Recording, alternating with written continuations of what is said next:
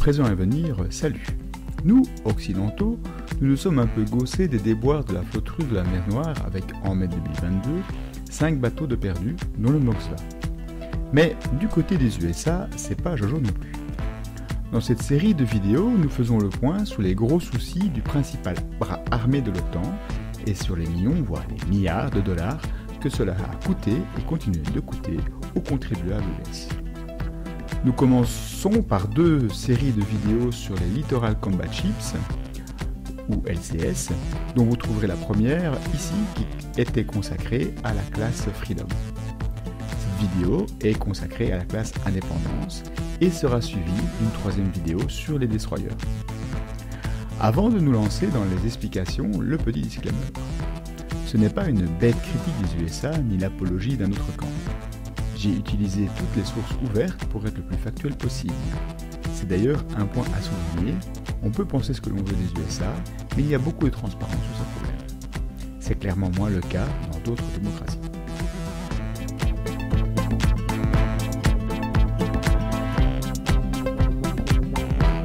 Comme nous avons vu les rôles des Littoral Combat Ships à la vidéo précédente, je ne vais pas revenir dessus. Pour ceux et celles qui montent à bord pour la première fois, il suffit de savoir que ce sont des bâtiments qui se sont spécialisés dans les guerres proches des côtes. Ce sont des missions très dangereuses. Lord Horatio Nelson, vous savez, celui de Trafalgar, disait que seul un navire imbécile attaquerait un fort. Il a perdu un bras dans un assaut à Tenerife, c'est dire s'il savait de quoi il parlait. Nous allons directement commencer par la genèse de la classe Indépendance. Nous listerons les problèmes survenus et nous conclurons sur la décision qui a été prise sur cette classe.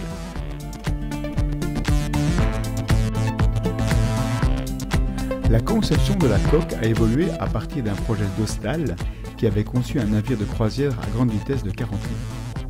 Cette conception a évolué pour devenir le ferry trimaran à grande vitesse HSC Benji Gua Express, désolé pour la prononciation. Et la classe Indépendance a ensuite été proposée par General Dynamics et Hostal. Vous le savez, 2 conceptions de navires ont été approuvées. Celle-ci pour concurrencer la conception de la classe Freedom de Lockheed Martin. Passons maintenant aux détails.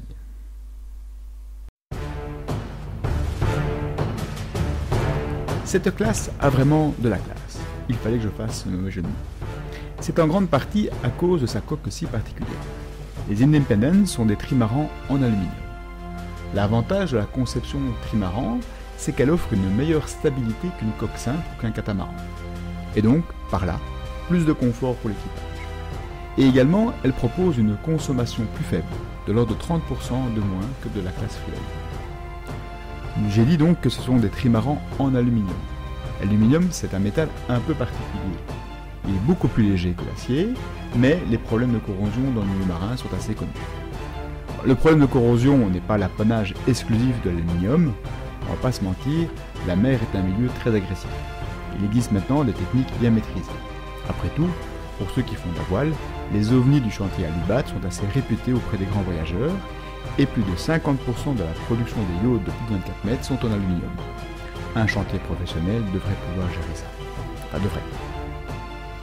Le problème de l'aluminium est aussi qu'il offre moins de résistance en cas d'impact d'obus ou de missiles, et donc la survivabilité du bateau pourrait être mise à mal.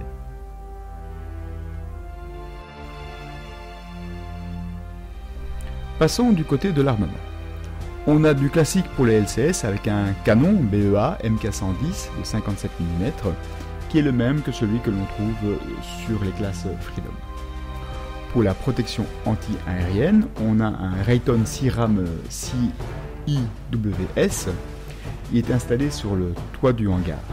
Le CIRAM combine les capteurs du système d'armes rapprochées Phalanx 1B avec un lanceur de 11 missiles pour le RIM 116, créant ainsi un système parfaitement autonome. Pour la défense rapprochée, notamment contre les petites embarcations dans les missions anti-pirates, on a exactement la même configuration que pour la classe Freedom, à savoir des mitrailleuses .50 et également de MK44 Bushmaster.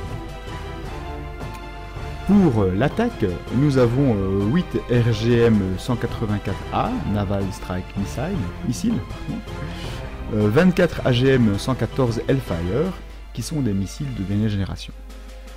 Comme nous l'avons dit dans la première vidéo en partant du cahier des charges, c'est un bateau qui est destiné aussi à pouvoir accueillir plusieurs différentes missions.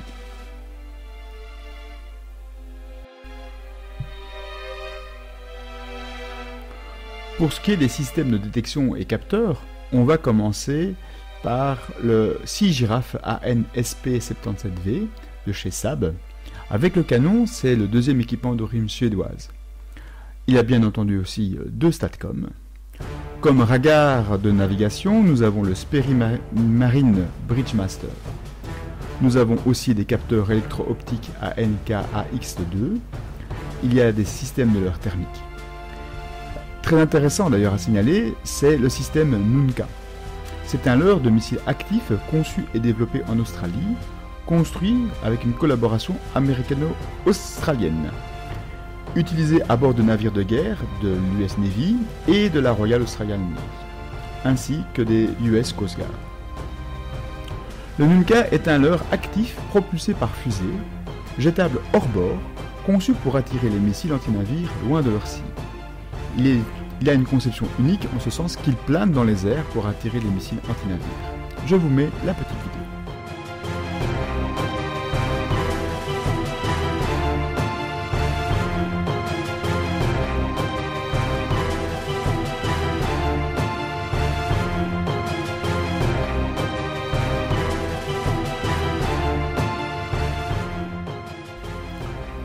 En ce qui concerne la protection-détection, le navire peut également compter sur le Seahawk qui est embarqué.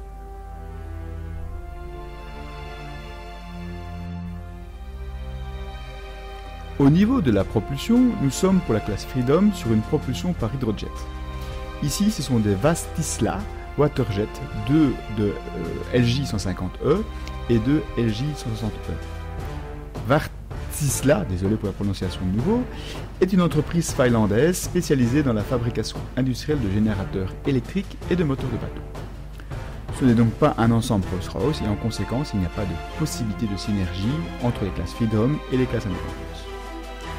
La puissance est fournie par une combinaison CODOG, c'est-à-dire soit diesel des Allemands MTU, soit une turbine gaz de General Electric. Vous vous souvenez que pour la classe Freedom, il y a en théorie la possibilité de combiner les deux générateurs, ce qui a provoqué des problèmes de fiabilité. Ce ne sera donc pas un problème ici, vu que c'est soit l'un, soit l'autre. Au niveau des autres caractéristiques et performances, nous avons un équipage de 75 places. Grâce à l'automatisation des systèmes et à la faible maintenance, l'équipage permanent est réduit à 40 personnes, laissant de l'espace de vie pour les équipes spécialisées selon les missions. Rappelez-vous, c'est bien un système multimission. La longueur du bateau est de 127 mètres, sa largeur 32 mètres, le tirant d'eau est de 4,3 mètres, ce qui est très peu en fait. Le déplacement est entre 2543 tonnes et 2422 tonnes. La vitesse maximum est de 44 nœuds, soit 81 km/h, c'est énorme. Une autonomie de 4300 miles nautiques, soit de 7964 km. Le coût d'achat tourne autour de 360 millions d'euros. La première classe a coûté 740 millions d'euros. Ou de dollars, c'est équivalent aujourd'hui.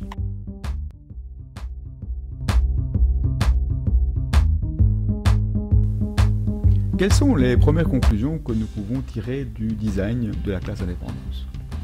On retrouve aussi les avantages du concept même du LCS.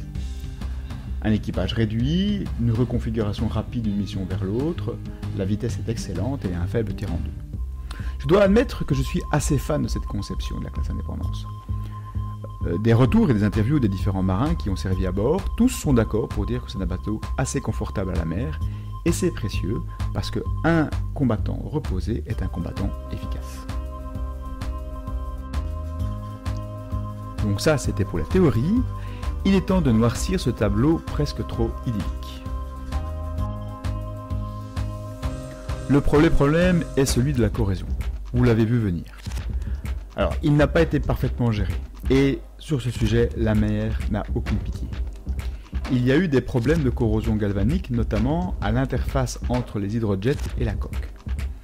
Les hydrojets ont leur support en acier, et malgré le joint entre cet acier et la coque, un couple galvanique apparaît, ce qui fait que l'aluminium est en quelque part mangé par l'acier. Le problème serait maintenant résolu depuis le deuxième de la classe, à savoir le Coronado. Le deuxième problème est beaucoup plus inquiétant. Le 10 mai 2022, il a été signalé que 6 des 13 LCS de la classe Indépendance souffraient de fissures dans la coque au-dessus de la ligne de flottaison, à l'endroit où la plaque de pont et la plaque de coque se rejoignent. Les fissures sont apparues entre les cadres 35, 36 et 45 et ont une longueur d'une quinzaine de centimètres. Ces fissures peuvent se développer si le navire voyage à plus de 15 nœuds dans des mers avec une hauteur de vague maximum d'environ 2,50 m. C'est ce qu'on appelle un Sea State 4 ou Sea State 4. Le problème a été identifié pour la première fois en 2019 dans le deuxième navire mis en service, le Coronado donc. La solution au problème consisterait à remplacer les plaques de pont et la plaque de coque par des plaques en matériaux plus épais. Hostal a déclaré que ces fissures ne posent pas de risque pour la sécurité des marins à bord du navire et le Congrès et les Américains de manière générale ont déclaré que ces fissures n'affectaient pas la capacité des navires à exécuter leur mission. Cependant, au moins un des navires concernés, Omaha, était soumis à des restrictions de vitesse à 15 nœuds et à l'état de la mer à l'état 3.